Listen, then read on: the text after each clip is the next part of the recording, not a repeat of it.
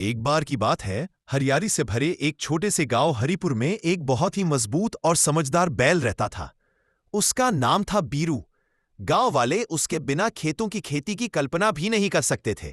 वो सिर्फ ताकतवर ही नहीं था, बल्कि बहुत शांत और दयालु स्वभाव का भी था। गांव में 4 आदमी रहते थे। एक रामू, जो सबसे मेहनती था। 2 गीता का भाई मोहन, जो बहुत तेज दिमाग का था।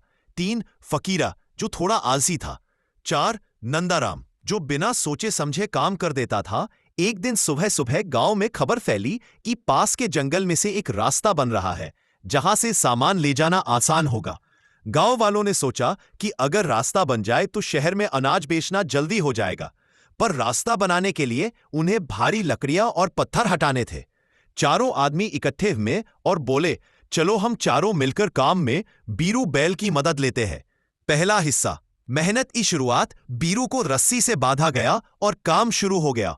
रामू सबसे आगे था। वो खींचता भी था और बीरू को प्यार से आदेश भी देता था। मोहन योजना बनाता था कि कौन सी लकड़ी पहले हटानी चाहिए।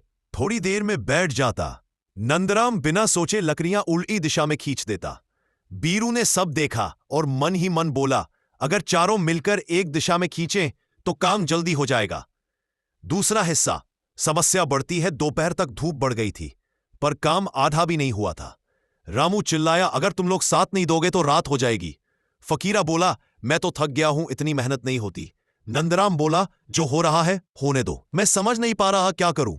मोहन चुपचाप सब देख रहा था। उसने महसूस किया कि टीम वर्क नहीं होगा तो काम कभी नहीं पूरा होगा।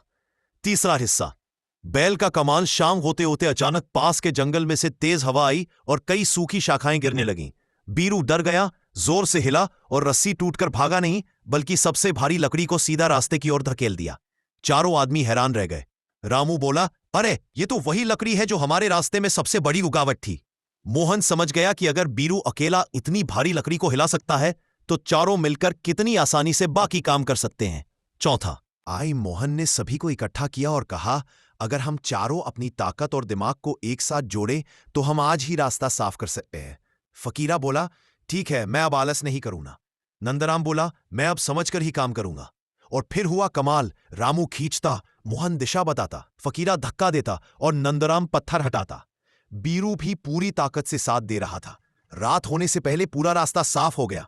अंत। गांव की खुशी। अगले दिन जब गांव वाले रास्ता देखकर आए तो खुशी से झूम उठे। सरपंच ने कहा, तुम चारों और हमारे बीरू बैल ने पूरे गांव का काम आसान कर दिया। यह काम टीम वर्क की वजह से हुआ है।